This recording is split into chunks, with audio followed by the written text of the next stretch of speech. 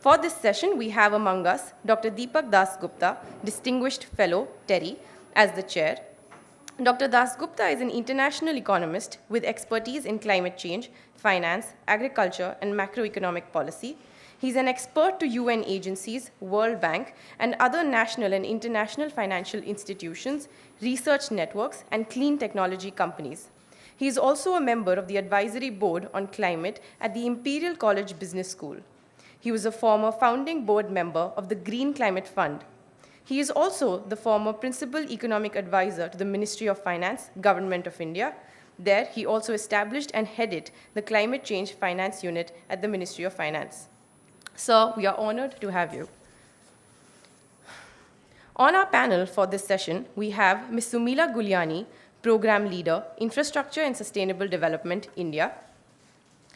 Prior to being at Infrastructure and Sustainable Development India, the World Bank Group, she was the global lead for urban development strategy and analytics. From 2012 to 2014, she served as the manager for water and urban development in Europe and Central Asia. We are pleased to have you with us, ma'am. We also have on the panel with us Mr. O.P. Agarwal, CEO, World Resources Institute, India. Mr. O.P. Agarwal, prior to joining WRI India, he was the executive director at the Indian School of Business and chaired the US Transport Research Board's Committee on Transportation in Developing Countries. We also have with us today Mr. Damandeep Singh, Director, Carbon Disclosure Project, India. He set up and continues to run CDP's operations in India. Earlier, he worked as an independent researcher and journalist, primarily on environment and climate change issues, executing projects for ERM UK, World Watch Institute, the Climate Group, Bureau of Energy Efficiency, and Suzlon. We also have with us Mr. Kamal Kishore, who is a member of the National Disaster Management Authority, who will be joining us a little later. In the meanwhile, representing him is Ms. Supriya Krishnan, who is a consultant with the UNISDR. Over to you, sir. Thank you so much. And so this is late in the afternoon. That's when things are the most interesting in sense of, so we really appreciate the panelists being here to talk about something which is quite crucial. Now, why is it crucial? We all know because we are seeing the spate of disasters happening all over the place. And last count, I think 2018 has been quite a big, I think the last count is $118 billion of losses worldwide. And India figures quite prominently in that list because we've just had a fairly intensive floods in Kerala, and which was probably 500 plus deaths, and infrastructure damage was quite extensive. And prior to that, we've had Srinagar in 2014, we've had Chennai in 2016, I think, roughly. We've had Uttarakhand floods, and the prospect or the probability of something quite big happening in Mumbai is certainly keeping, NDMA should be very alert because the probabilities are extremely high that we're going to get a massive, something of the order of magnitude of probably Bangkok in 2014, which caused around $200 billion in losses and a global supply chain disaster. So that's the setting in which we have a wonderful set of panelists going to tell us about how do we make infrastructure resilient and finance that resilient infrastructure. And so this is a hot button topic for governments and towns. And we're talking about resilient infrastructure in an urbanizing world. Half the world is urbanized. So what I thought we'd do is we'll start with a global perspective from Sumila, and she'll tell us about what's happening from the World Bank side and her work looking at it. And then we will get a perspective from NDMA to get a sense of what's going on our side and the lessons of the previous things. And then we'll go to Mr. O.P. Agarwal. He'll tell us about what WRI is seeing from an analytical sense on the resilient infrastructure and its financing, what are the key issues. And then Damandeep may well tell us a few interesting things that's what's happening at the city level and at the towns and cities, which are really the crucial. So, without Sumila. Good afternoon. It's a real pleasure to be here. And I'm particularly pleased to be here given the absolutely fabulous panel that we have today, and I really look forward to the discussion. So this session is about financing resilient infrastructure in an urbanizing world. And I want to make just 2 points around in this topic. The first is, what do we mean by resilient infrastructure?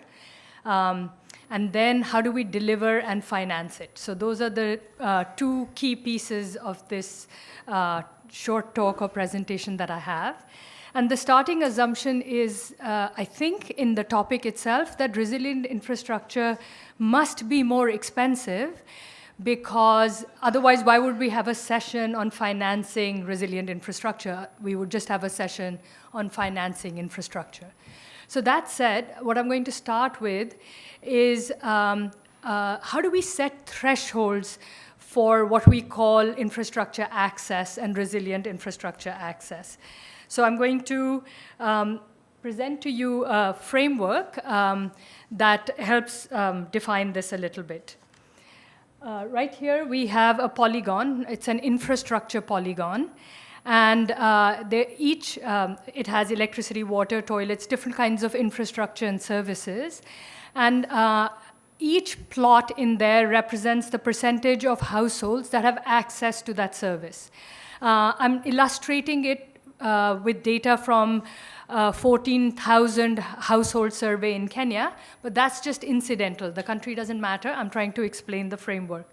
So what this graph is showing you, or this diagram is showing you, is that orange thing that you see in the middle shows that almost no service is at 100% access, but that some services do better. So phones, everybody has. These are mobile phones.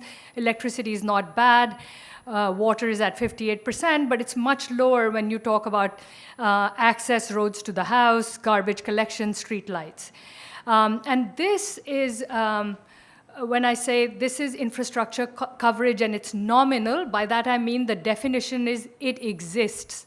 That means the household has access to a private water connection or to a water connection in their yard or house, right? It can be private or shared, but it's there near the house, that kind of thing. So we call it nominal because all it does is it says it exists. There's public transport service in the neighborhood near my house. It exists. So then we said, why don't we raise the bar and talk about that service that exists actually works and is used by the household? And we call that effective access. And this plot shows you that dotted line inside, which shows what happens when you ask people, do you use this? Does it work? Do you use it? And you find that that dotted line is inside in every single service, less so for phones and electricity, but for almost every other service, it goes inside. So by that, we mean that the street lights exist, but they don't work most of the time. So you rolled out that infrastructure, but it doesn't work, so only a smaller percentage of people have effective access. So let's look at those numbers. So 32% of the people had access to street lights in 15 Kenyan cities on average taken together. Only 38% had their garbage collected about weekly. Public transport existed, but about 52% actually had one member of the household use it for a work or school trip, things like that. So now when we set this effective access threshold at it works and is used, we are not setting a high bar again. So for example, for access roads, the nominal access bar was you have a paved access road to your house.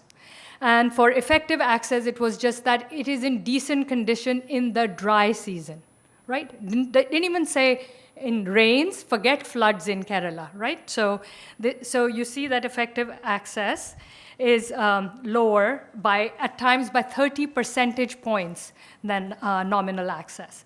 And then we raised the bar one bit further. So we said, okay, what if we say, do you have good quality access?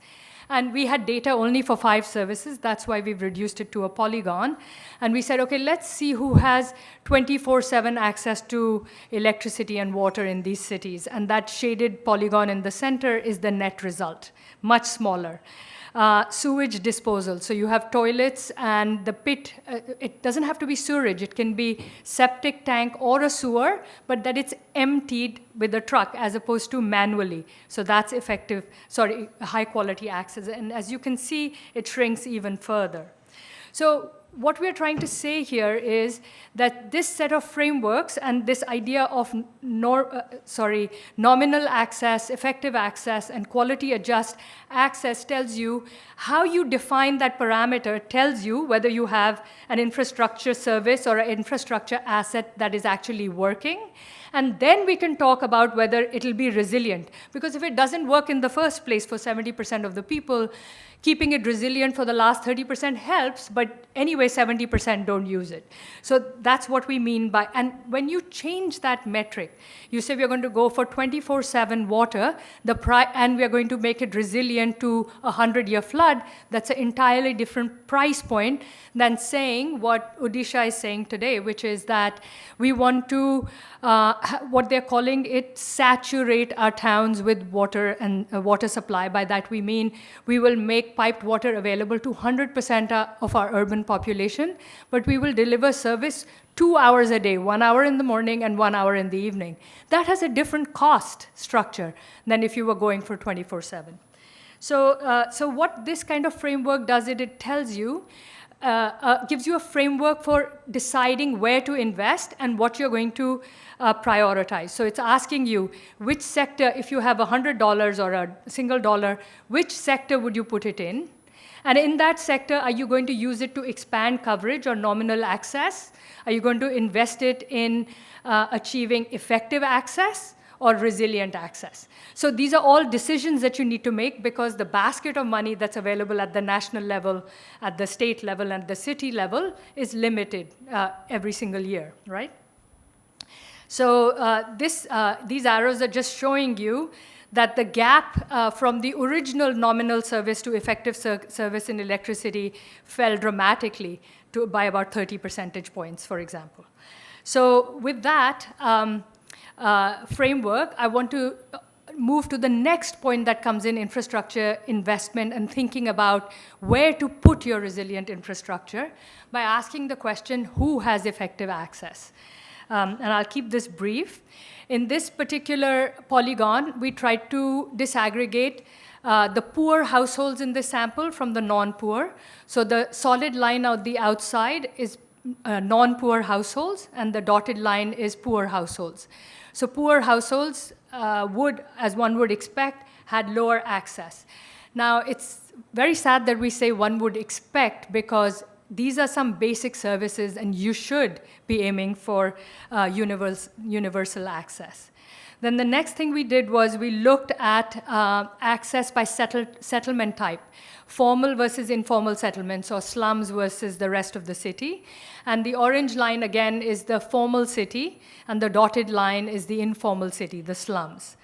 And so if you put them together, what you're seeing is that the gap between the poor and non-poor is smaller than the gap between the slums and the non-slums. And what it's telling you is in terms of your decision-making, whether you should be going for spatial targeting for improving equality in infrastructure access, or you're going to go for income-targeted kind of design to improve access to effective access to infrastructure. So overall, what we've just discussed is a framework for diagnostics and decision making. It can inform your investments and help you compare results across states, cities, sectors. I'm arguing there's a big gap between nominal, effective, and high quality or resilient infrastructure, that the current data is mostly reporting nominal access and maybe over-reporting access. That we might, as governments and investors in infrastructure, be investing in coverage without ensuring usability. And that finally, to repeat, the cost of this resilient or effective access depends on the goal and standards you set. And finally, the minimum goal I think we should set is to ensure at least effective access for all, urban and rural, poor and non-poor, slum and non-slum. And then the next bar would be to ensure that it is resilient. Which brings me to the last piece, which is the second part of the presentation that I talked about.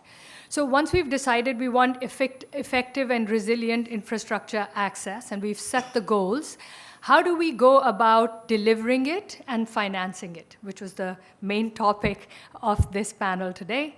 And I'm going to argue that it's not so much about finance as about creating bankable institutions for infrastructure creation and service delivery. And by bankable institutions, I mean not only financially bankable, but solid, reliable institutions that actually deliver a service, and better still, if they're financially on a solid footing, so they are financially bankable. So let me go in there for a minute and say that the challenge that we have today when we look at the entire world, entire developing world, India included, is the need to fix the governance, finance, and planning of our cities, rural areas at times, but in an urbanizing world, cities especially, and of our infrastructure agencies. I'm just going to put this all at the same time. So for cities, we need to ask the question, for example, in India, which is where we are, do our cities have the mandate and staff to manage their cities? Do they have the capacity to do spatial planning, make plans, and then enforce those plans?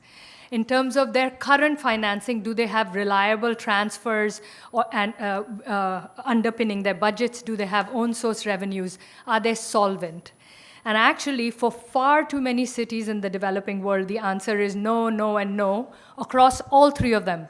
Doesn't matter whether we are talking India or Kenya or most of Africa. This is a problem across the board. They have different levels of weakness, but we don't have these basic foundations for running and managing our cities. So the challenge to make them resilient becomes that much harder if you have nobody running the show. The same applies to infrastructure agencies, the ones that deliver our water, that run our highways and things like that.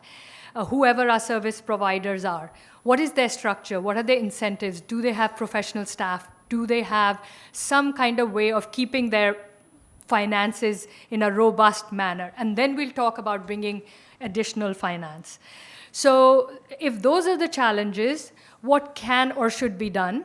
So I'm going to conclude with just 2 or 3 slides of recent examples of what the government of India and different states are trying to do, and examples in which the World Bank is partnering with them. So Deepak mentioned Shimla floods. This was not floods, the Shimla water crisis or water shortage. In May and June 2018, the taps ran dry in most parts of Shimla. They wanted tourists not to come, and the tourists didn't want to come. And you see here water tankers as the source of supply. Instead of just saying that we are going to build a new supply for Shimla, which they're going to have to do anyway, they also decided to create a corporatized utility. The World Bank is partnering with them in the creation of this utility. And this utility, for the first time, creates a water utility that's 50% owned by the city of Shimla and 50% owned by the government. It will have systematic budget allocations and transfers built into its rules and regulations. It will hire professional staff. It'll have a revenue source in the sense that it'll be allowed to collect tariffs on water, and the tariffs will systematically increase over time. And if the tariffs are not allowed to increase, the state will give this corporate entity the money that would have come from the increased tariffs, thereby securing financing and making it more predictable. So if this utility succeeds and starts to do well, it can then crowd in finance later from the market, but that will be a long time coming. So first steps first. Deepak also mentioned the Kerala floods in August 2018. There were devastating floods in Kerala. And this is one of the major dams, and for the first time in 25 years, I think they had to open all 5 of the overflow gates simultaneously. And they had to do that for multiple dams. I think 25 dams they had to open gates of. But each of those dams is managed, or too many of those dams are managed by different agencies, and they didn't have a coordinated response on when to release, how much to release, thereby exacerbating the problem in certain cases. They decided to release the water because the dams were under threat, but by not timing and sequencing this, they made it more difficult. So the Chief Minister of Kerala met with the bank's senior management, and the conversation that started to happen was, we don't want a typical disaster, post-disaster response support, which is let's build back everything and just do disaster recovery. They decided they wanted to have a resilient Kerala initiative, which is about building a stronger, more resilient Kerala for the next 20 years or so. And it has 3 pillars, and the central pillar in this is the piece that I've been arguing. It's about enhancing institutional and financial capacity. It's about building those institutions that will allow Kerala to be stronger. So the second one in there, establish RBMA, is a River Basin Management Authority that coordinates all the different water management authorities around these basins to do better flood forecasting and better coordination in things like flood release. I could go on, but the point being that this example is really important because it moves away from responding post-disaster to try to start taking institutional steps that will make Kerala more resilient before the next disaster hits and reducing the impact of that disaster. So to conclude, we need strong institutions to deliver effective and resilient infrastructure. And once you have those strong institutions, finance will be not such a problem. Thank you very much.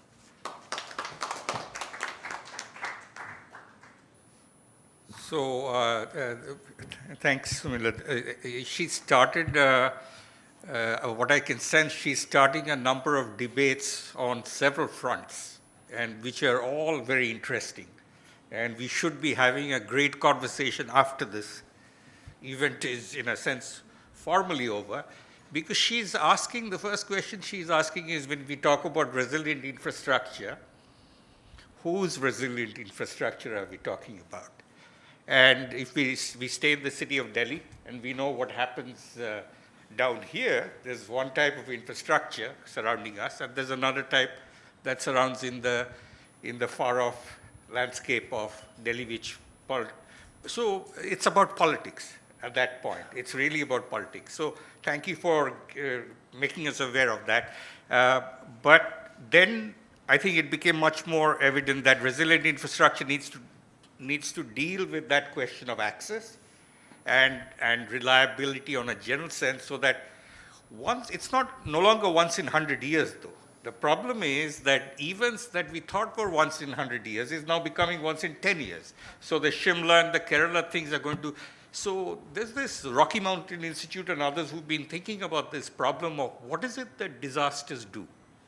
And the idea is that you use, in a very perverse sense, you use disasters to change your entire paradigm, the way you think about managing cities and managing access and managing. So maybe that's the connectivity. So let me now turn to NDMA. NDMA is, of course, our agency, our institution, and Kamal is running late, but tell us a little bit about what's happening from your perspective.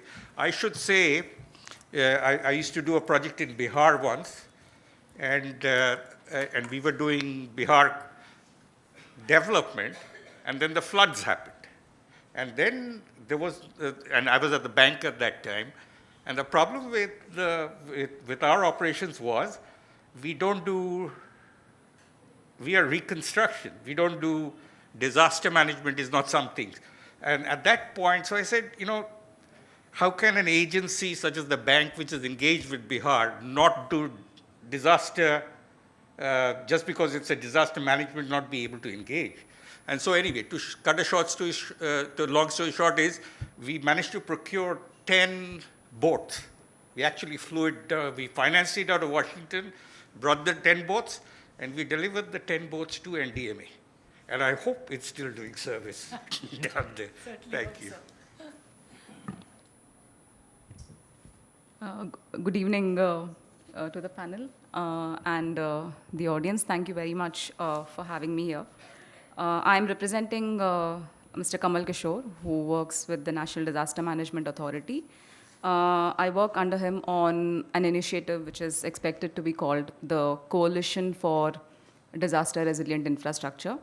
So before I explain a bit on that initiative, I'd like to backtrack and get on to two hooks which were mentioned first in the title of the session and second in the description of the session.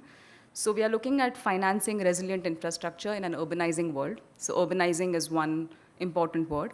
And the second is, the session wanted to look at innovative techniques of maximizing finance for resilient infrastructure. That's the second.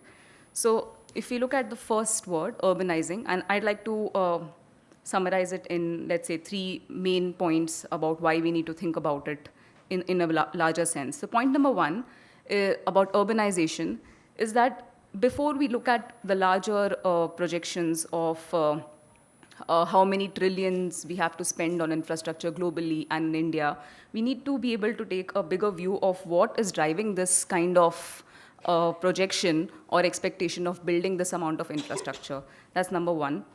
Because India today is undertaking the largest urbanization project in the world under the umbrella of the Smart Cities project.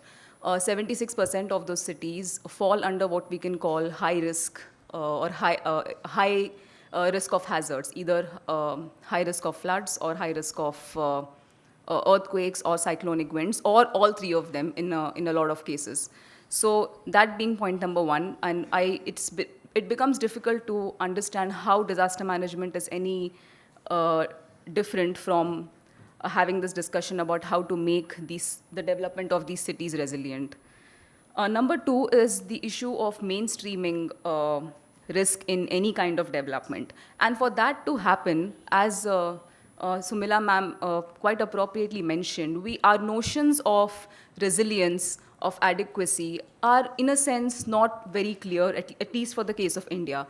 What we essentially need is a basic architecture, data architecture that is able to firstly inform what the hazard is, and secondly have some kind of risk index which enables us to make these decisions in a more informed way. And to be able to measure resilience is going to be the answer for how we deal with what kind of resilience we want, who's going to pay for it, and which brings me to the third and most important point of why the discussion about financing resilient infrastructure is so biased. The problem is that all over the world, the ownership of large infrastructure is distributed between the public and the private sector, sometimes unevenly. So the ownership of risk is often nobody's business. Nobody knows how much risk I am expected to own, but we do know that the government is responsible for this overall well-being of everybody. So if there's a flood somewhere, the government has to respond, irrespective of who built that infrastructure in the first place, and how much risk am I supposed to deal with. Or the other approach is to transfer this risk to a third entity who had nothing to do with it through the process of development, and then transfer this knowledge paradigm also to them. You decide how much risk you want to deal with, we give you the capital. So those are the 2 primary approaches that are being utilized for transferring risk, especially in terms of resilience. And infrastructure becomes important in this sense because in any disaster, including Kerala, public infrastructure takes the largest hit in terms of how much losses it causes, directly and indirectly. So this brings me back to the initiative that I introduced, which was the Coalition for Disaster Resilient Infrastructure. So in 2016, at the Asian Ministerial Conference for Disaster Risk Reduction, our Prime Minister announced that India would work with a few interested partner countries and some key stakeholders to build what we can envision as a knowledge partnership. So not necessarily an alliance or investment partnership, but more in terms of a nimble mechanism where I can learn or adapt certain practices which might be suitable for my context. And this is not just for India, but it's a two-way exchange. So there are 4 pillars that the coalition would like to deal with, and that brings me to why it's important to look at this broader landscape before we discuss finance. So number 1 is to look at ways in which risk assessment is done for large infrastructure sectors. By large, it means transport, telecom, water, the ones that you saw in the previous presentation. What is the kind of risk that is acceptable? What is the kind of risk that we can own, transfer, or live with? To understand what metrics can be utilized for measuring this kind of risk in the built environment. The second pillar is to look at standards and regulations that are currently determining how large infrastructure is planned, constructed, financed, what kind of contracts are made, what are we obliged to follow, what kind of national standards are we utilizing. In a lot of cases where we do not have standards for a specific class of infrastructure, we tend to borrow it from Australia, for example, and it's borrowed without a sense of molding it to fit what we require. So, and the same applies also for standards for operation and maintenance, because that's where the larger chunk of our investment needs to come in, because infrastructure has to last you of a few generations, and regulations for operation and maintenance and ensuring that that is taken care of is a large component. There needs to be some kind of framework where there could be either a multiple sector or an individual sector-wise assessment of what kind of recovery and how do we prioritize what kind of recovery needs to be done first. And the fourth is the binding factor of the risk assessment standards and recovery pillars, which is financing. And that is given equal importance as the other pillars, because if we do not address the first 3, merely discussing finance and who pays money and who bears risk is not something that's going to be able to help us address this larger problem. So that's a kind of a rough overview of what this coalition is expected to do. Last year, around this time, we had a technical workshop with about 24 country representatives here in New Delhi. And in March this year, we will host the second edition of the workshop, where we expect experts from about 37 countries to deliberate a bit more, not in terms of political engagement, but to really look at important issues and what is driving better investments in DRI. So thank you very much.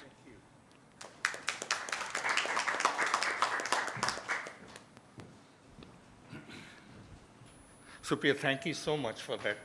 I think so knowledge sharing partnerships are so crucial, because these are all, we are treading into very different areas than we are normally, and we are expecting a lot to come from our local institutions, cities, municipalities. And so, so this experience that you're doing, the second one will be held this year. That'll just a question, maybe just for my own curiosity, is to understand who organized this coalition or this meeting? The workshop? The workshop was government of NDMA. Yeah. Excellent, because normally we are used to workshops being organized from the rest of the world. No, it was NDMA. But this was NDMA who did it. Very good. Thank you so much. So now I'll turn to Mr. Agarwal to give us a sense of what his perspective is on this issue of financing of resilient infrastructure. Thank you. Thanks, Deepak, and thanks to the World Bank and Terry for having me here. It's a privilege. When you end up speaking after 2 powerful speakers, there's very little left to say except comment a bit on what the previous speakers have said. So I will do a bit of that, but add in a little bit of my own flavor to this. Deepak gave examples of, the floods in so many places, Kerala and Uttarakhand and all that. Many of these have taken place. The fact is, if you look at Assam has floods every year. And we've got so used to them that we don't even talk about them. And all of this was caused because of an earthquake sometime back in 1950s that raised the river tables, and with the result you're seeing floods in Assam every year. People have got so used to it that I've actually during my days in the district in Assam, you had local agitations because the flood didn't come that year. So people have got so used to this kind of a thing happening, but each flood does cause its own damage. Now, we all know that urbanization is taking place, and 90% of the urbanization in the years to come is going to happen in sub-Saharan Africa and Asia. The poorer countries are going to be the most affected, and as densities start growing in urban areas, the magnitude of the damage caused by risk is going to be much higher. Now, unfortunately, when you get into any kind of risk assessment, as was mentioned by my co-panelist from NDMA, it's a very complex exercise. There are so many interlinkages that you have to understand and see what is the impact of one thing happening in one place to something happening somewhere else, that this complexity is often mind-boggling. Now, an example of some work that we did in WRI was in the context of Brazil. It was really looking at how do you make these assessments in the city of Rio. We developed something called an Urban Communities Resilience Assessment Tool. Essentially, it's a framework that helps you understand these interlinkages and sort of do these assessments in a very systematic and scientific manner. We used this tool to make an assessment even for Surat. And one of the things that we found is 75% of the people who responded to our sort of surveys said that there were severe health hazards due to heat and waterlogging in a place like Surat.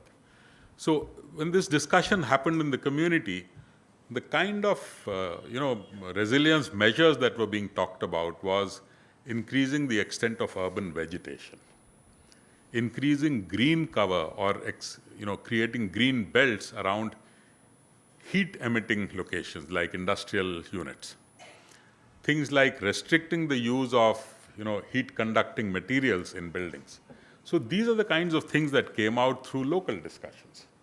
I think this is the kind of example where you find solutions which are perhaps more apt and more locally usable, which come through local assessments of these things. So just an example I wanted to give of how the application of a systematic tool for making these assessments and local stakeholder consultation can give us very useful insights into what can happen. Now, this whole discussion is about how do you finance it? All this is known. Yes, these are the things we need to do. How do you finance it? The question I would ask is, where is the money? And the general perception that most people have would, this kind of thing must come out of the public budget. Now, let me give you some numbers. There are estimates that India needs to invest about 80 lakh crores on urban infrastructure in the next 20 years. There are two different reports that have come. One has been done by McKinsey, another has been done by a high-power committee that was set up by the government of India. The numbers are a little different, but the difference is primarily because one of them used only the municipal services under the charge of the Ministry of Housing and Urban Affairs. The other used a more broad-based number. I'm using the more broad-based number. There's roughly about 80 lakh crores over 20 years, which means it's on an average about 4 lakh crores a year. 4 lakh crores a year against how much has the government of India put in for the smart cities mission? It is 1 lakh crores over 5 years, which means 20,000 crores per year on our average. Now, that's not because the government of India is stingy. That's the only money it has. The big money is the $106 trillion that is available with institutional investors, pension funds and things like that. That's where the big money is. But that money is not going to come out of grants. That money has to be paid back. And that is why I think the big thing we need to think about in financing resilience is how do we internalize these costs? As Sumila very rightly mentioned, you need bankable institutions. You need to make them bankable. How do we make them bankable? Now, in making them bankable, I think there's one principle that I'm drawing from the area of urban transport, which I have worked in for a long time. The concept is of not only looking at users who pay, but also looking at beneficiaries who pay. in terms of transport, we often charge only people who use a metro. And that often doesn't repay the cost of the metro. But there are a whole lot of people who are beneficiaries of this metro system but don't use it. How can we tap resources from them? So people who own property close to a metro station, property values have gone up. They are rich enough to not need to use the metro, they use their own cars. But when property values have gone up, they are also beneficiaries. And how do we innovatively tap resources from them? So I think the idea is if we can integrate the cost of resilience into designing projects and then taking those projects into a bankable form, that's the way we could try and tap that $106 trillion that exists and not depend entirely on government resources. But there are some resources in the government. What would be ways in which a small amount of this government resource can leverage larger amount from the market? To my mind, there are 2 or 3 ways in which we can do this. One is, can there be small amounts that governments pay, particularly for resilience measures in small and poor communities, which can help raise more from outside? Now, the example that I gave you in Surat, the interesting thing we found that people found the adverse impacts of heat and waterlogging so adverse, so hurtful, that they were willing to invest, they were willing to put in money into the resilience measures. And it was not just money. They said one option is money, the other is our labor. They were willing to contribute labor. Now, how can we leverage this, a small amount of money that they can put in along with their labor to part finance these investments and maybe tap things from elsewhere? I think these are some ideas I just wanted to float around on how do we finance resilience. But 2 other points that were mentioned. One is about this capacity building. I think capacity building, nothing can be more important than the capacity building that Sumila spoke about. Unfortunately, my experience has been that we all talk about it. We don't do anything about it. And part of the reason we don't do anything about it is not easy. You're talking of small amounts of money. The Smart Cities mission had 8% of 1 lakh crores for capacity building. Prior to that, the JNNURM had 5% of 50,000 crores for capacity building. But that 5% is a small share of the 100%. The effort involved in investing or putting in that 5% into meaningful capacity building is going to be extremely complex. Because I would say capacity building is a whole series of thousands of activities which will have to happen across the country, and nobody has the time and the energy to manage the logistics of that kind of a thing. But then the multiplier effect of good capacity building gets forgotten. And then we just talk about it at fora like this. I think my passionate plea to you from the World Bank side is drive this message home. Capacity building is the most important. When I say capacity building, it's not just about training. There are many more things to capacity building. One is about creating the kind of tools that need to be used here. I would say building it into educational programs.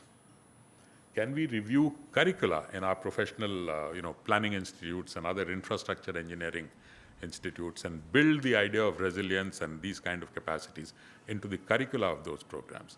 The other thing that you mentioned was about we borrow these things from Australia but don't contextualize it. I would say capacity building will also involve things like contextual research to find out what is relevant in the Indian context. Now, having said that, last thing I would like to say is maybe your country partnership agreements that you have in many countries could probably set the tone for building resilience into our infrastructure planning. I think that would convey a very good message as we go forward. Thank you very much. Thanks. Thank you, OP.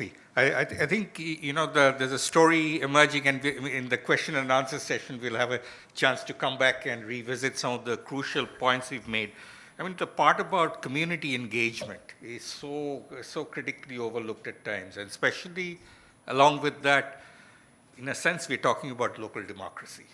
And we know from all over the world, the academic literature is so powerful. The stronger your local communities are, the more empowered they are. They actually change the way that the institutions function. Now, it may take us some time to get there, but it's worth starting from that premise that somehow communities are who we're trying to strengthen at the end of the day to be able to drive their own futures in a world in which more such disasters are likely to be coming. The other part which I take, and we'll come back to it, is finance. So finance is, without finance, you can't get much of the improvements. And then the question is, how big is the gap between the financing that we have right now for NDMA and for other purposes versus what India needs? So with that, let me turn to Damandeep. Tell us about where you think we are, where we should be looking for the opportunities. Thank you, Dr. Dasgupta, and CDP is grateful to Terry and the World Bank for inviting us to speak at WSDS. So I'll just try and speak to some of the word cloud, and something that's been mentioned is innovative finance in bankability and institutional investors, and where does CDP fit in all of this? We have the largest database on climate change, primary database that's reported. Last year, there were nearly 7,000 companies that responded to CDP, and relevant to this discussion, 628 cities and 122 states and regions. We have an annual survey that goes out to these and captures data from each of these. The India figures are on climate change, 52 companies responding, on water 9, 5 cities reporting, and 4 states and regions. These are the 4 states and regions and the 5 cities from India represented on the India map. But the most interesting part of the 628 cities, 90% more cities are disclosing emission reduction targets. So these are cities that are disclosing the carbon footprint and are also taking emission reduction targets, where they have a plan how they want to move towards a resilient future in a low carbon world and in those constraints. So that data shows us, and last year we put out this report wherein over 100 cities, 101 cities across the world now source 70% of their electricity from renewable sources. So that in itself is actually a good example. Earlier in the day, there was a session by the Energy Transition Commission where the GM corporate planning from NTPC that generates a quarter of India's electricity was saying that how do we build in flexibility? Here exists over 100 cities are already sourcing 70% of their renewables, and there's important lessons to learn from those. Unfortunately, only one from the developing world as of now, that's Nairobi. But that's the situation. Coming to innovative finance and how do we work and generate more resources for urban resilience infrastructure. So CDP, along with Climate Kick, has come up with this program called Matchmaker. Matchmaker is really Tinder or Shadi.com, if you will, for financing urban resilience. It's a dashboard that showcases what urban climate projects that cities are planning globally. From those 628 cities that are reporting, we go through that and analyze those data wherein the cities feel that they need projects and funds to work on certain areas that they work on. It's a subscribers identify projects to meet their business development criteria, and this is developed in partnership with Climate Kick, as I mentioned.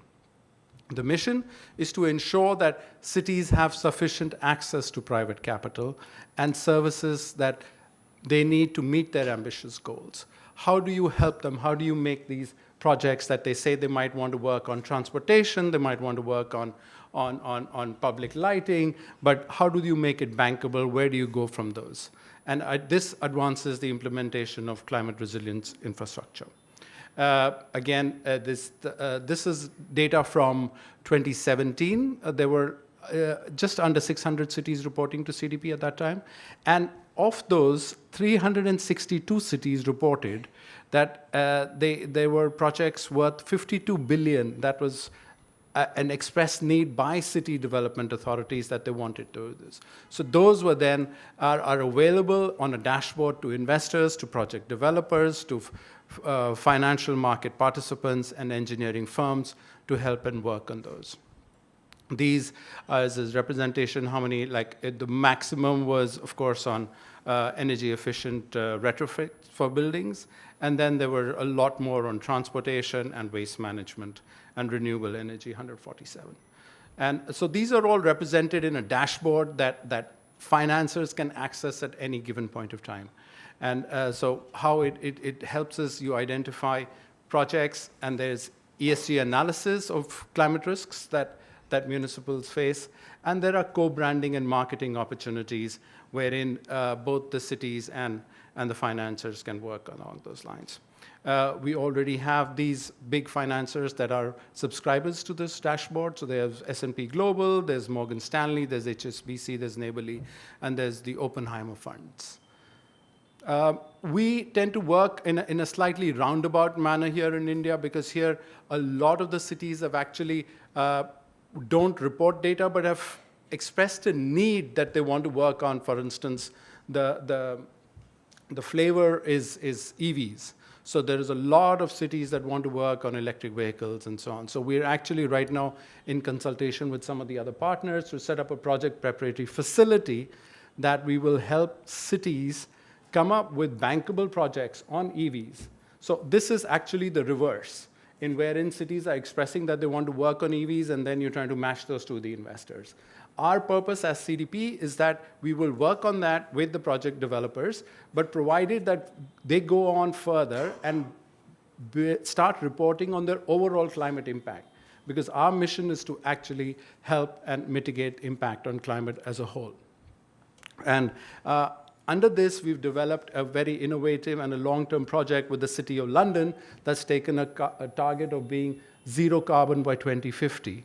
How does that happen? Now, this is, again, another innovative product that's come from it, wherein businesses have come together and to see how London can attain that target. London has taken an ambitious target to become Paris compliant, that is zero carbon by 2050, even though they're talking about Brexit, but it's a Paris target.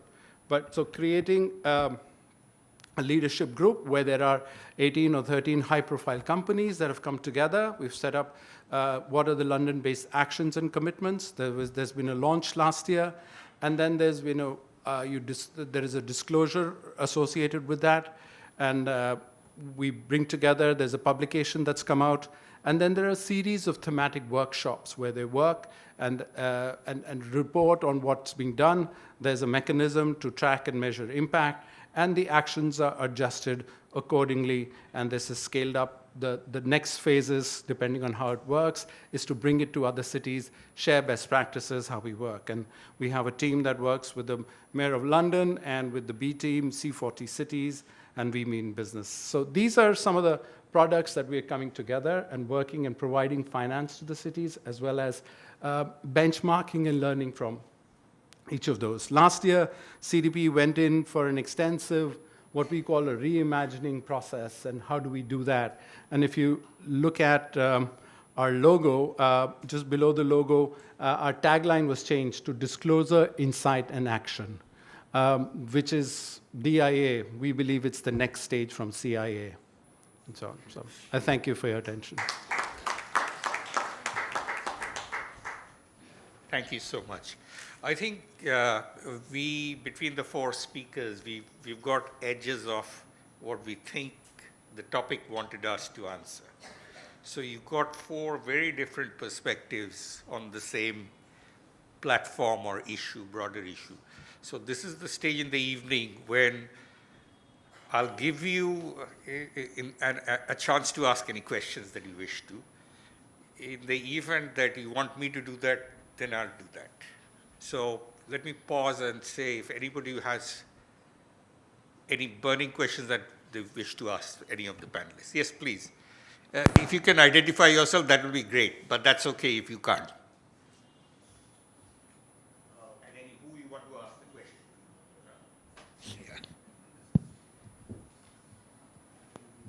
Yeah. I am Shashikant Chopre from ICIT International.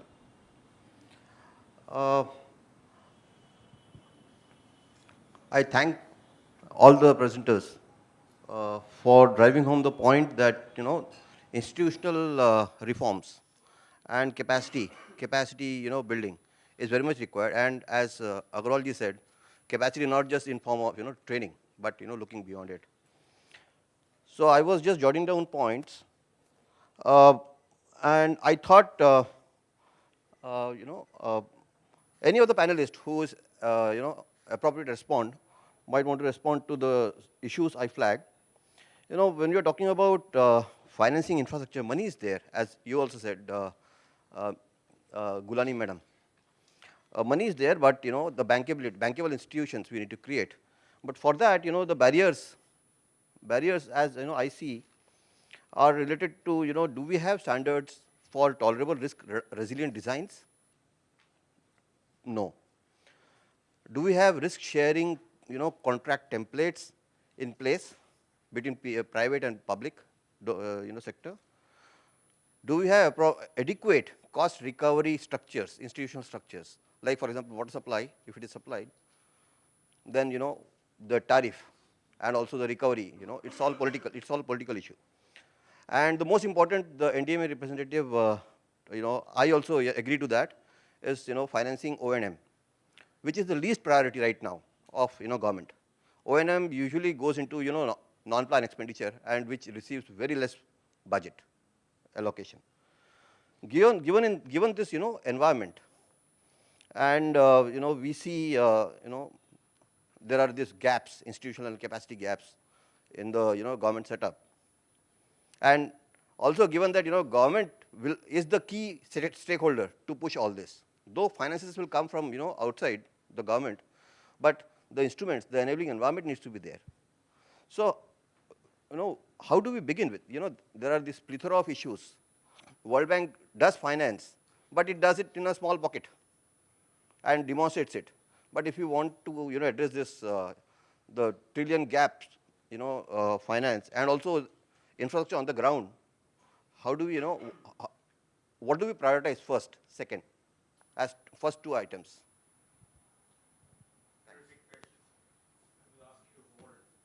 I want to pick up another question.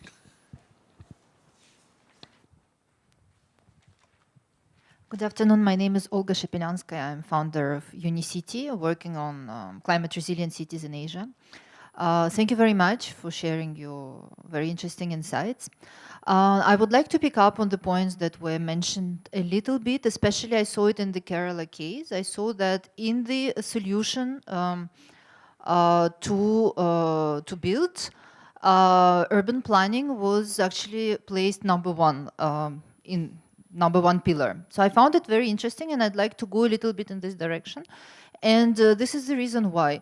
There are two major ways in which we can increase financial capacity. One is to raise more finance, and two is actually to be more effective with the funding we have.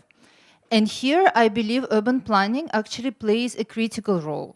I'm sure all of you are familiar with what we call now nature-based solution, ecosystem-based approaches.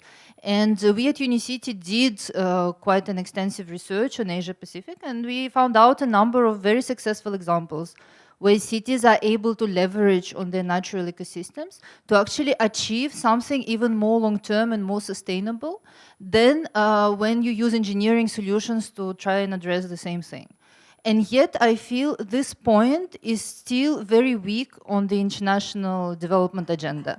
Most institutions work into leveraging finance and looking into how to link projects to finance, but very few, there is UN Habitat, but pretty much this is it, really dedicatedly work on this step, which I would place before infrastructure finance, which is climate resilient urban planning.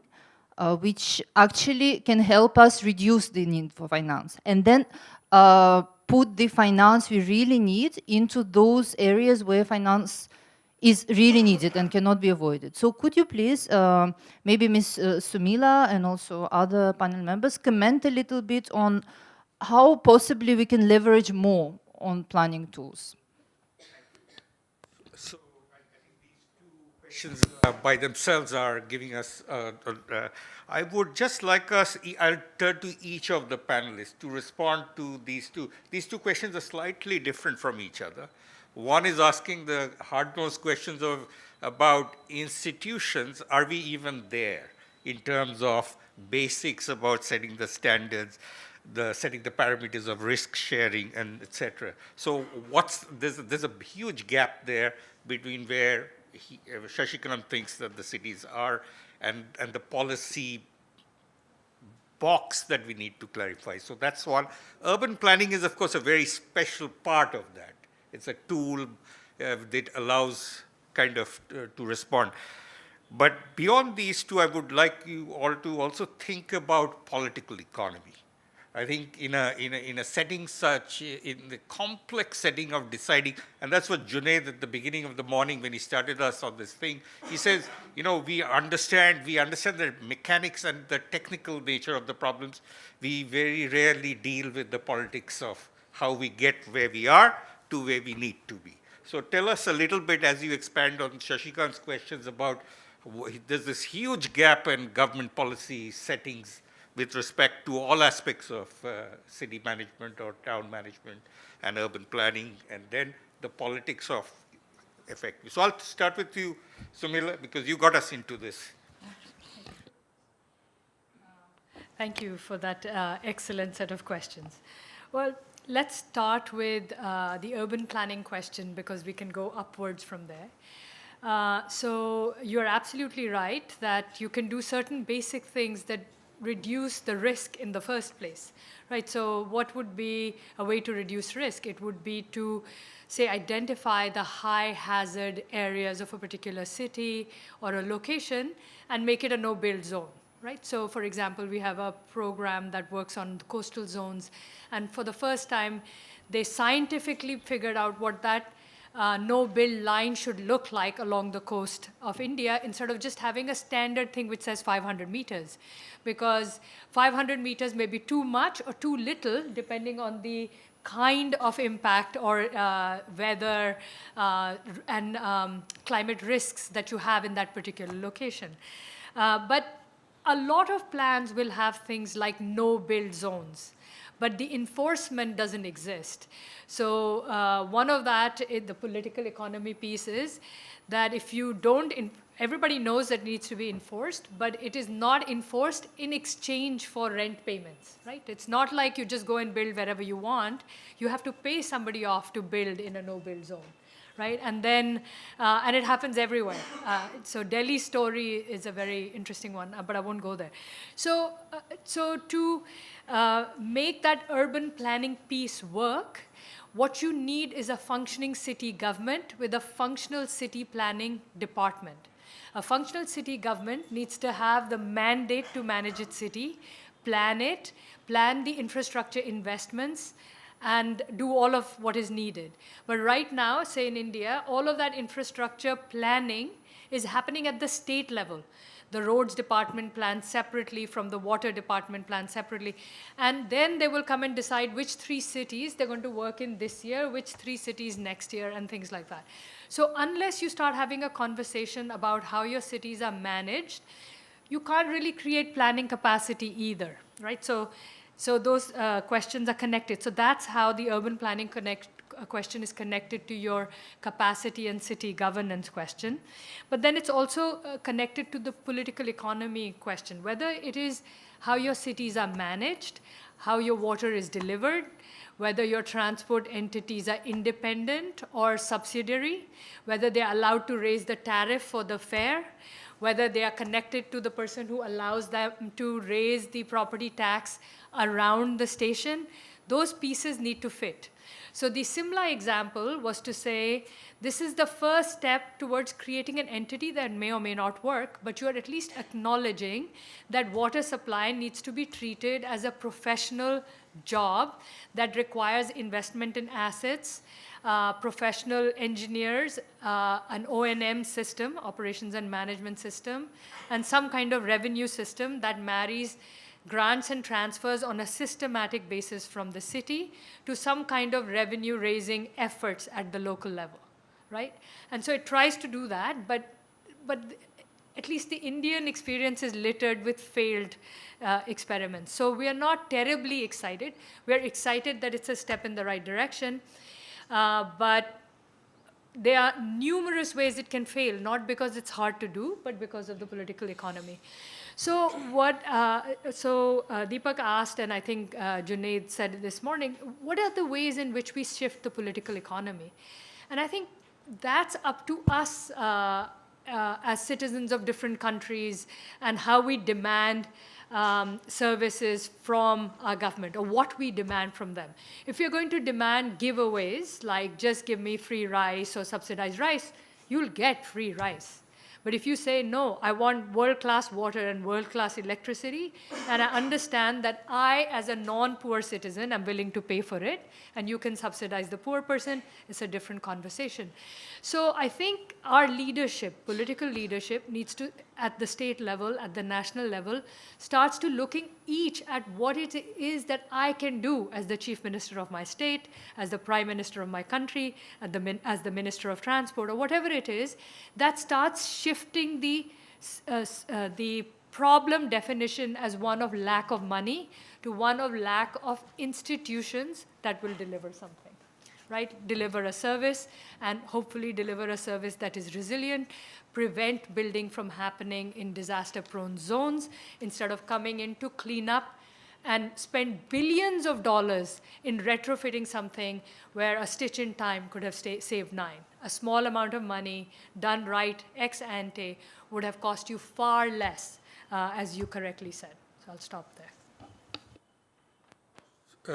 So we have these twin problems in answer to Shashikant and your question. So one is a technocratic solution. You know, I'm trained in MIT urban planning. I walk into a city and I have all the tools at my disposal. I set Shashikant standards and, you know, we draw, or Delhi School of Architecture will do that. So that's a technocratic solution, right? And then there you have the elected representatives, and they understand very well where are the votes and what the needs of the citizens are. And that's how AAP is deciding, or the battle is going to be fought in the elections as to what citizens actually want. Whether they want giveaways, if they want giveaways, they will get it. That's what, they are the citizens. They decide where the money. Interesting question that came up is, and I'll ask NDMA, because the NDMA is going to provide us, we hope, even the technical solution is determined what communities want. In a sense, you can't, even if you're a technocrat, you can't walk away from that problem. Interesting question is, for us in this session, and maybe I'll wait and turn to OP to answer that one. So any takes on this question of, do we have enough standards, adequate policy frameworks in place as you deal with the problems and challenges that you see? And what progress are we making?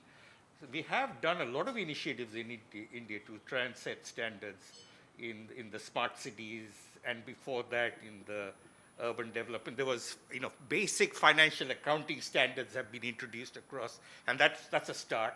So anything you want to add on that?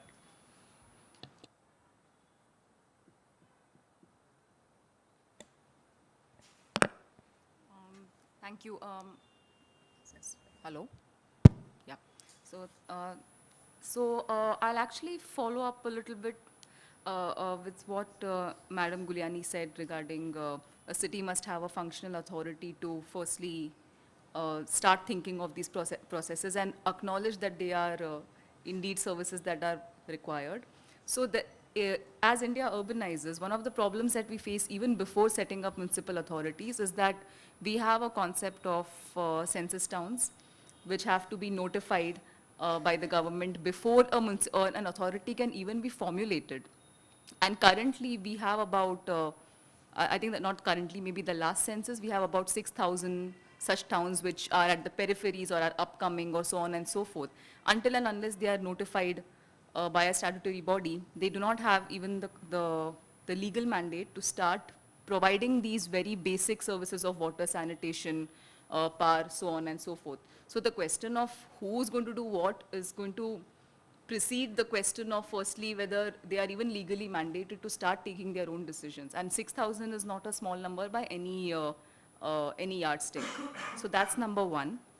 Secondly, to respond on the question of whether we have standards or not, for some sectors, yes, we do. I think as far as highways is a good example.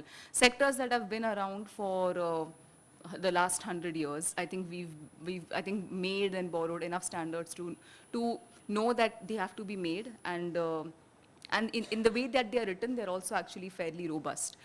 The general problem of maybe India is enforcing those standards. So once the legal boundary of a city or town changes or a state changes, you can, even now if you drive, you will see suddenly the road quality has changed. And nobody is really manning or standardizing that even between boundaries, there could be something that they can learn from each other. Forget learning from other countries. So that is something that is stark in terms of, and as the expert in the audience also mentioned, standards for O&M, I think that's generally a poorly enforced area, not that we do not have standards. Yeah, maybe we don't have standards for upcoming, the newer infrastructure, or we may not have standards for how to conduct the life cycle analysis for something, or that standards can be made. We are good at writing standards, but what we are not good at is getting people to understand and put them into practice and make sure it's happening. So that's the answer to that's maybe a standard answer to this question. Shashikant, are you happy with the answer that you got so far? So we turn to OP. So tell us, I think it's what you suggested, that financing is also part of the key, because better standards, better enforcement, in a sense, better managed institutions and better governed institutions will attract the financing. That's the premise that we were all working with. And in a sense, we went through this list of, Surat was the classic case, right?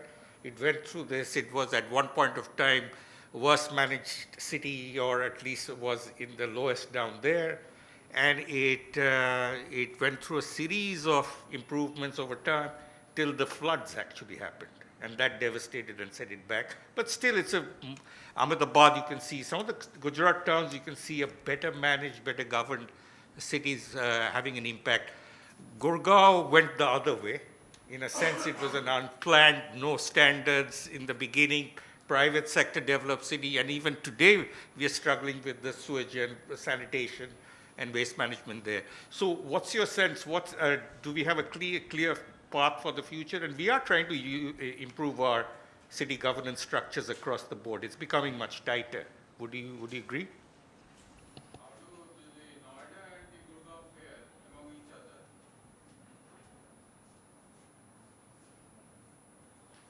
You mentioned about Gurgaon, that's a good example. Yes, and on the other side is our Noida and Greater Noida, which seems to be better. Okay. Is that so? And how the Gurgaon also can improve. Thank you. So I would ask OP to answer that specifically, but if he wishes to, he's most welcome. But just are we making progress on the governance side? Well, we're trying to. The last two big mega programs on urban infrastructure, both had reform packages which were aimed at improving, the city level governance. But to my mind, it hasn't happened that way. What has happened is both of them started off with good ideas, but the moment you got into the implementation stage, and I'm saying this with both the programs, not that one is better than the other, but they very soon gravitated into infrastructure investment programs. That is where, why that happened, because that's the most attractive. Cities do need the infrastructure, and the political economy likes that infrastructure getting built up. But the pieces that make that infrastructure worthwhile, that piece got forgotten. Now, again, coming into this political economy issue, I think, you gave the example of Surat. I think disasters compel political economy to start doing the right things. If you haven't had the disaster, you look at all of these things as rather remote. This may happen at some point of time. It's not priority for me. Disasters is what drive, and I think what happened in Kerala, the example you gave, I think is phenomenal, the way they sort of looked at this.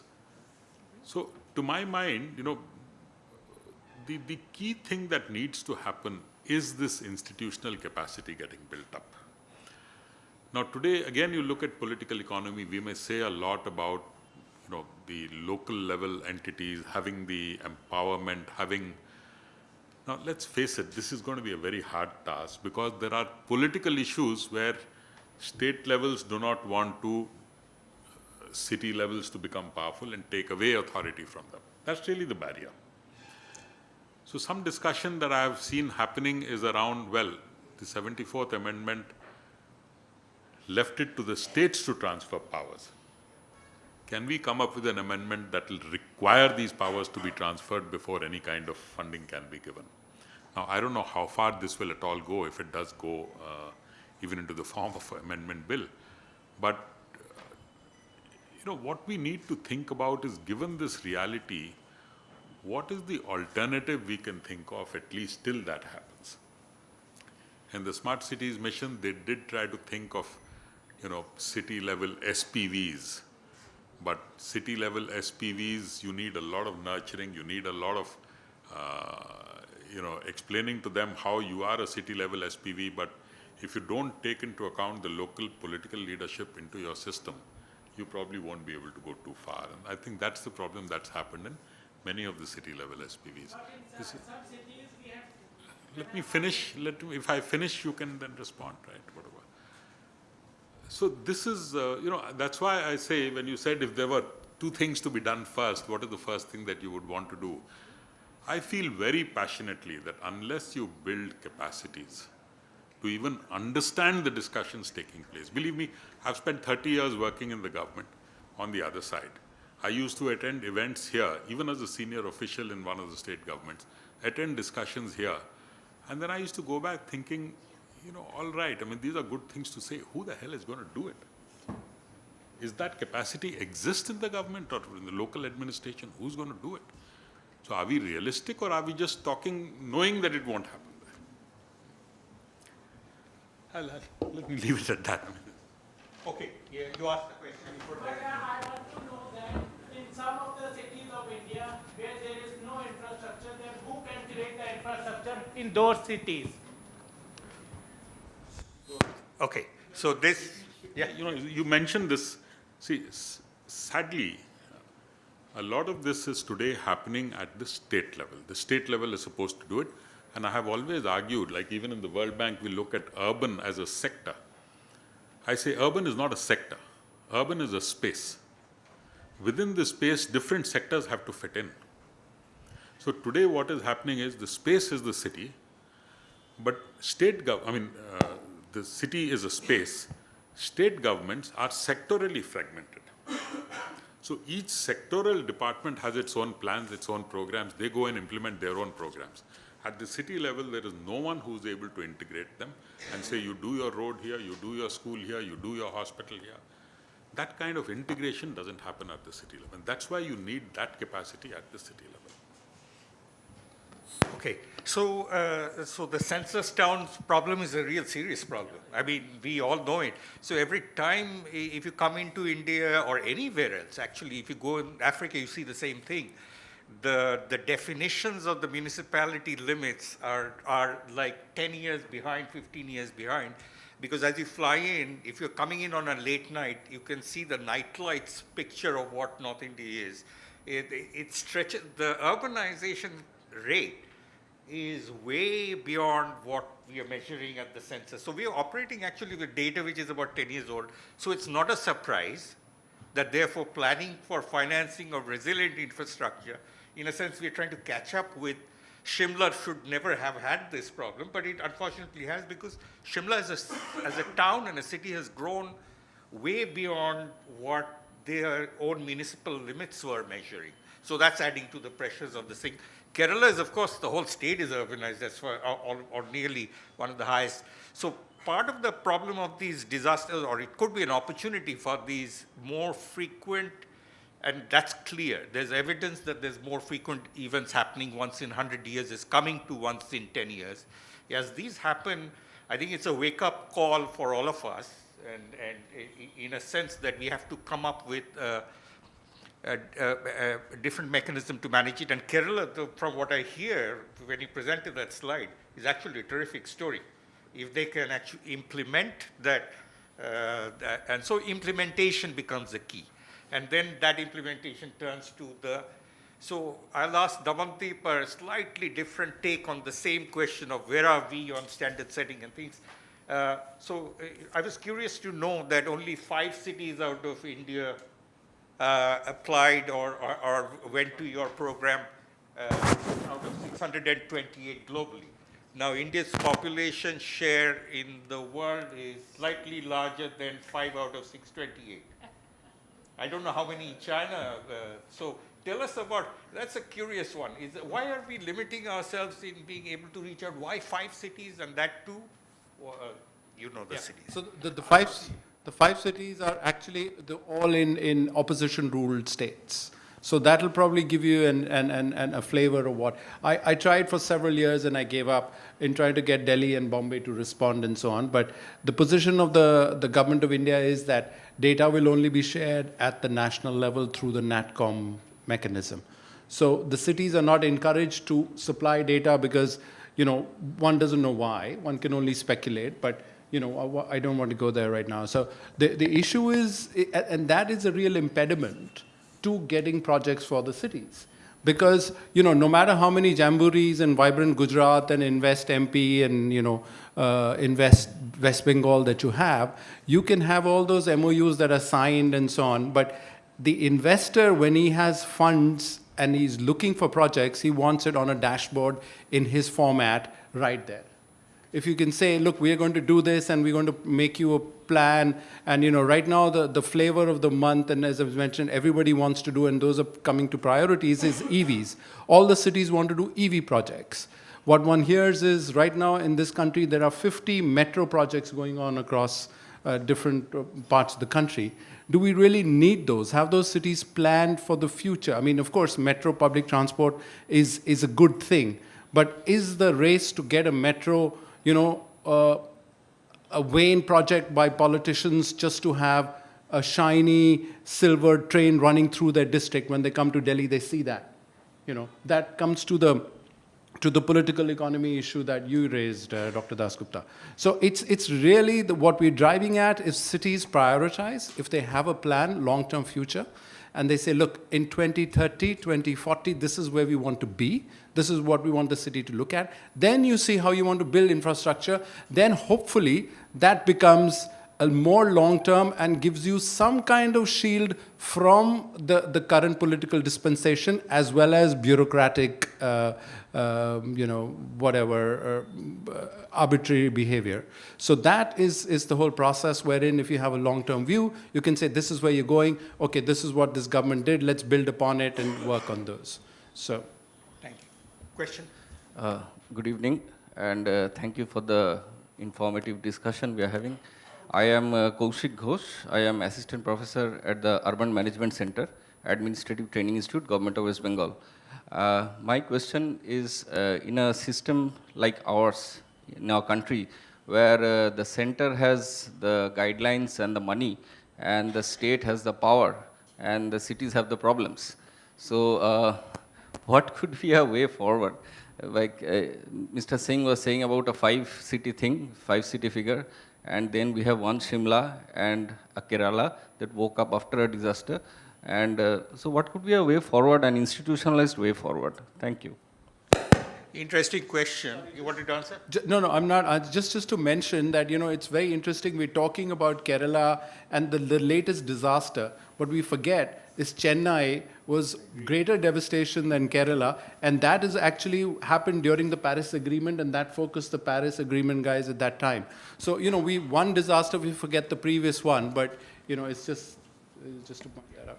I'll come back. Let me pick up another question here.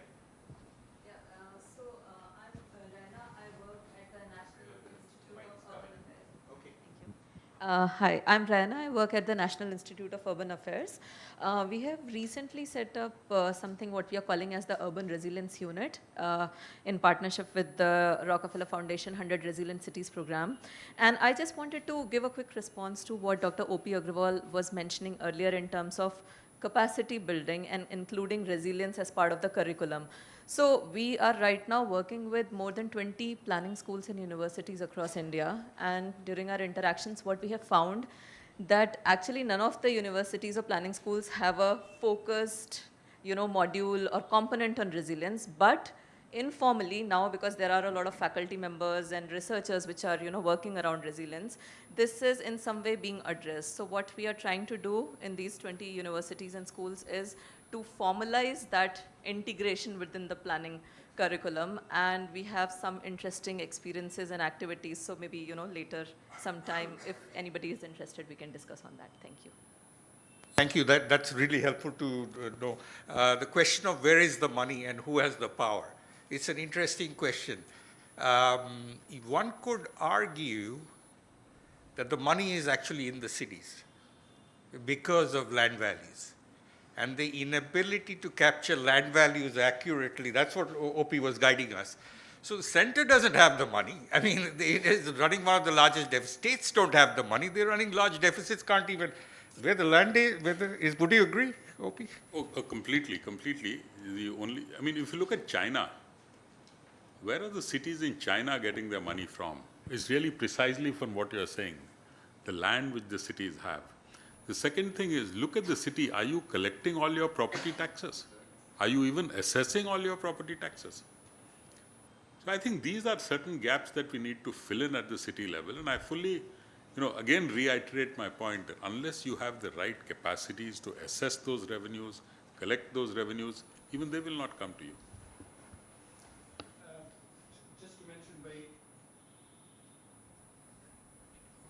Just to mention very briefly is that, from the example of London, where they're involving businesses to actually help formulate and take their net zero target forward.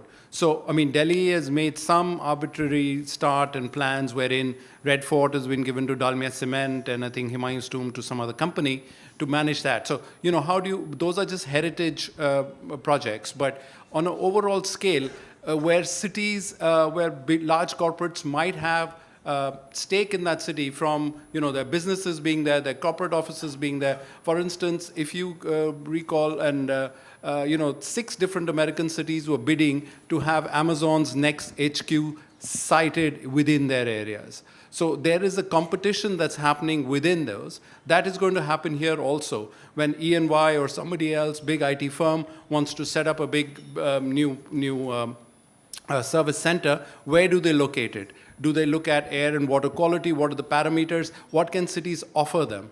So the quality of life, infrastructure. So, it's actually, if cities can be open to discussions with the private sector and with a long-term vision, I think it'll go a long way. The other interesting aspect that OP, I wanted you to just tell us a little bit about is these structures that we are building in the cities are planned to actually last 7,500 years, some of the structures. So if you're building the bridge across the Hooghly River in Calcutta, the original bridge across the Hooghly River in Calcutta was financed with half a paisa for every traveler who went into Howrah station, and we're talking 1935. And that little charge, and the bridge has certainly been around for whatever the dates is, 75 years, that little charge not only paid for entire funds to fund that bridge, it also financed the second new bridge, and it's still generating a cash cow. So in a sense, the long-lived nature of these assets, if they're well-built and well-designed, the payoffs are incredibly big. And so somehow we need to bridge that gap between what city planning and what city administration and city finances are to this long-lived nature of benefits if you get it right. Any thoughts? Why does China get it right in some fashion there? Well, whether they've got it right is something we'll still have to figure out. But I was just responding to the fact that the money is not in the cities, and I agree the money is in the cities. But coming to long-lived infrastructure, I think, one of the things that I've seen with, say, road construction, typically government systems are not very good at understanding this concept of a total cost of ownership. Because budgets come on a year-to-year basis, and you are guided by what's available that year. The moment you start using the private sector on certain commercial terms, the private sector begins to see total cost of ownership much better than what government systems typically do. And one of the objectives of going in very strongly for PPPs, which has run into problems, and I think that's will need to be fixed. There are other problems around that. But one of the objectives of involving the private sector in infrastructure is looking at the long term and not be carried away by just the 5-year term of a political representative. Now, it hasn't worked for many other reasons. There have been challenges. These need to be fixed. But in principle, I think if we can start taking advantage of this total cost of ownership principle, that will happen much better through the private sector than through the current government machinery. Mr. Agarwal has been talking about capacity, and I've been talking about institutions, and I just wanted to say something about how those two are absolutely and totally linked. So capacity is of your people and of your systems. But if you do not have either a corporate structure for your water utility or some kind of mandate for your city, you're not going to have capacity. So what do you need? So at the urban level in West Bengal, for example, you need your cities to have a mandate. They need to have some funding. They can raise their own sources, revenues from things like property tax and from impact charges, leverage the models around stations of their metro and whatever. And they have to be allowed to have and pay for professional staff, right? So I was in Bhubaneswar maybe just about a week ago, and I was talking to the municipal commissioner of Bhubaneswar. He's like, any capacity I need, I hire, because everybody else, whether I have them or not, doesn't matter. And they have frozen hiring, he tells me, and I don't know if it's true, since 1993. Wow. At some point, that staff, which has a profile that doesn't fit anything that is needed to run a city, and this will retire, and then hopefully you can have some real staff as opposed to people who are supposed to just sweep your streets or collect revenue, right? Issue bills and go collect taxes or whatever it was. So the thing is, you have to have a mandate, you have to allow them to have a mandate, have funding, have professional staffing, and then you can talk about whether that professional staff has the right capacity, right? Like whether they have the training, the incentives, and all of that. So it comes back to the question that Mr. Agarwal, Dr. Agarwal raised. How do you get your cities empowered? Maybe some states need to be visionary in empowering them, because your cities are the golden goose that's driving your economy. So if you do not nurture that golden goose, your economy won't go very far. And you will land up in a place like the situation that you have in Delhi, where no international organization staff want to be located in Delhi right now because of the air pollution problem. The World Bank, for example, is having trouble recruiting staff to be based in Delhi. This will impact your competitiveness and your economic growth trajectory. So how you manage your city, what services you deliver, whether the living conditions work, whether your air is breathable, matters. And in Delhi's case, Delhi alone can't affect the breathability of that air quality. It's the air shed, as Junaid started out with this morning. So perhaps we can end around there. Yeah, thank you. So I want to really thank everyone on on this panel. I think we heard some great ideas, and I think it's a debate that's open still.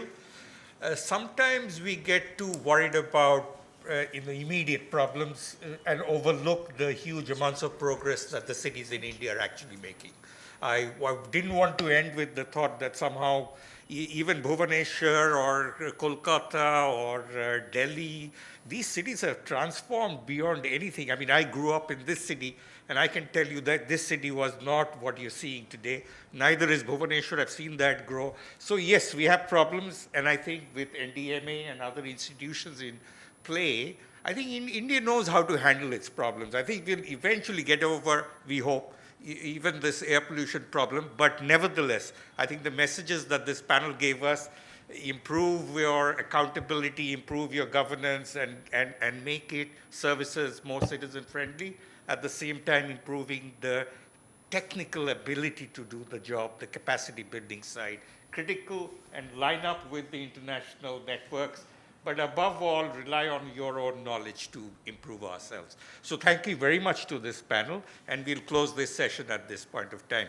And thank you to the audience. I would like to thank the chair, the panelists for this insightful discussion.